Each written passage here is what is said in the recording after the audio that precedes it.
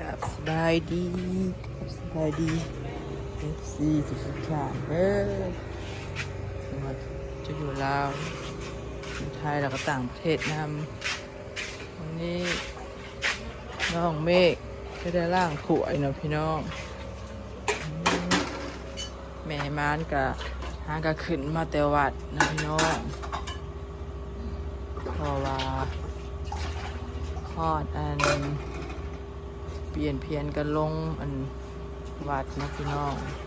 ลงเพลลงจังหันนะขึ้นมาวันนี้น้องเมฆก็ได้ล่างถ้วยสอนมาน้องพี่น้อง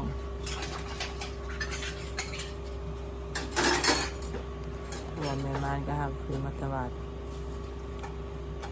น้องเมฆก็มาหลักล่างถ้วย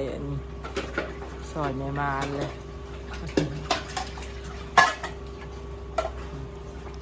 ล่างเป็นไก่สิแล้วพี่น้อง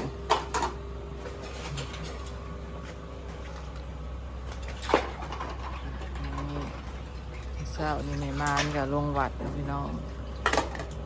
ข้าวต้มไข่มื้อเช้านี้ตอนเพลนกับในมานก็ได้ปีนปลาขอน้อยนะพี่น้องเพราะว่าเช้าบูพา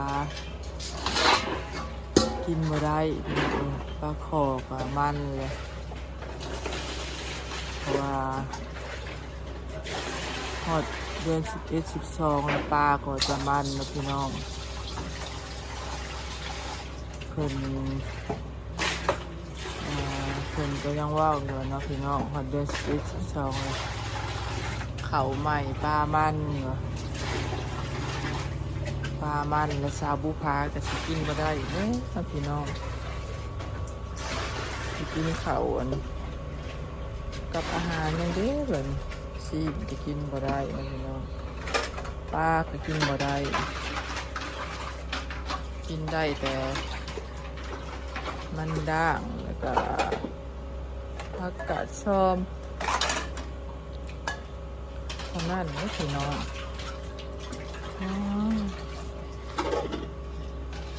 กินบ่ได้มันก็บ่ได้เหือได้แห้งแล้วน้องพี่น้องมือเลยซาบูพายางมันออกมาไข่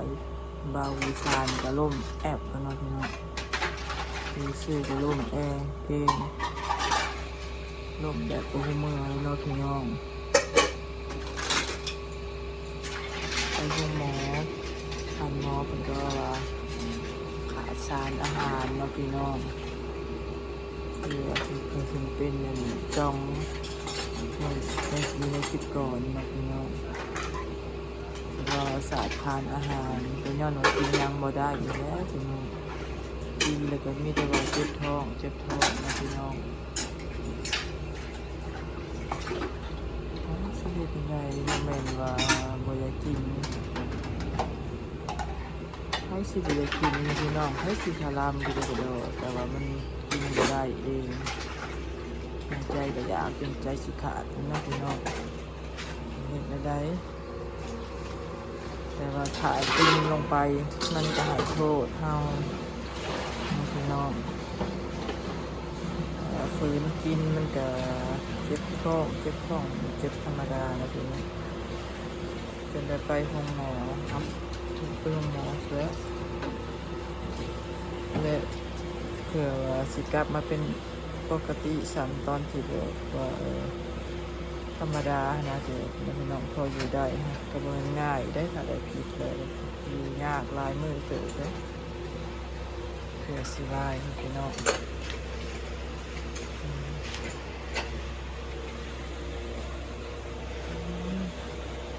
นี่นะพี่น้องเมฆก็ล้างถ้วยก็ไล่ถ้วยแล้วนะพี่น้องล้างแล้วเอามาขวดไว้อยู่ที่ถ้วยเฮาพี่น้อง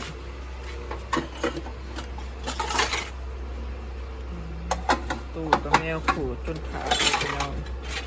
เอาของกินไว้ย้ำกลางเวร จนขาดเบิด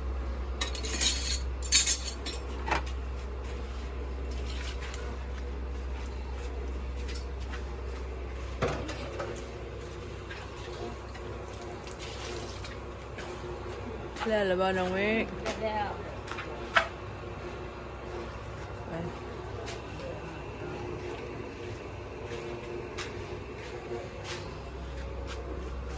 ปิดตู้ถ้วย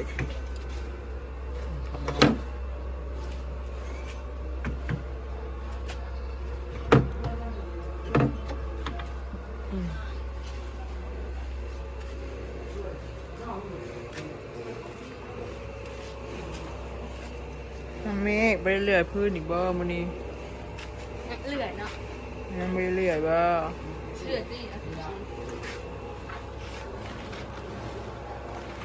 เสร็จแล้วมันเรื่อยพื้นอีก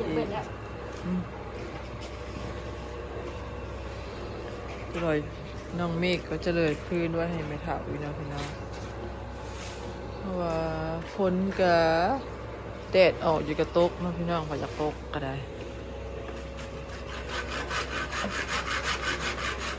น้องเมฆก็จะเลื่อยพื้นไว้ให้ไม่เถาอีกนะพี่น้องพื้นไม่น่าเลื่อยก็เบิดแล้วเลื่อยน้อยๆ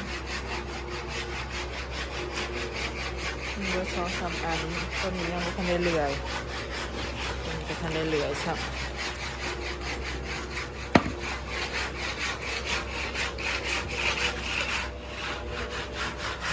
สวยแล้วก็เลื่อยพื้นนะพี่น้อง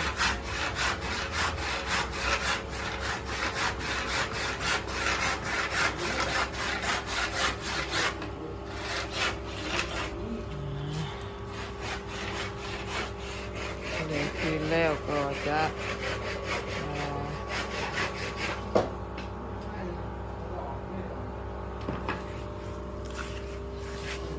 คืนแล้วก็เมฆก็จะ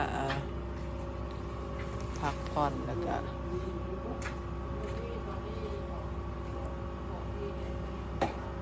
หาอัดคลิปอีกเนาะพี่น้อง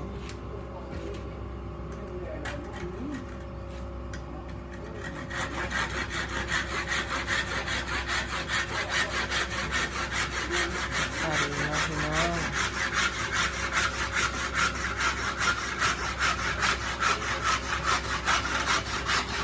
คลิปนี้ก็สำหรับพี่น้องคลิปนี้ก็จะมีประมาณนี้นะพี่น้องไม่ได้จ้ะอย่าลืมกดไลค์กดแชร์ช่องของมันมากับน้องเมฆเด้อพี่น้องสองสาราเซโนนะพี่น้องได้ให้ซีเบิ่งโฆษณาเด้อพี่น้องโปรดอย่าขามโฆษณาเด้อเบิ่งโฆษณาของช่องของสาวเราเด้อพี่น้องเป็นกำลังใจให้ช่องสาวเราเซโนพี่น้อง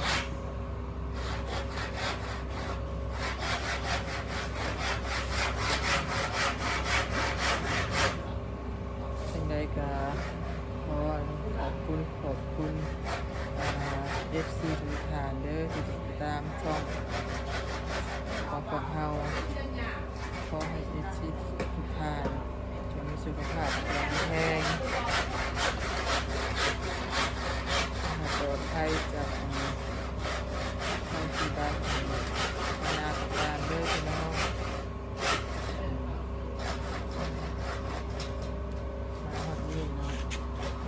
ก็จะขอตัวลาก่อนนะพี่น้องขอจบคลิปเพียงเท่านี้พบกันในคลิปหน้านะพี่น้องอย่าลืมติดตามช่องของเราเด้อบ๊ายบายสวัสดี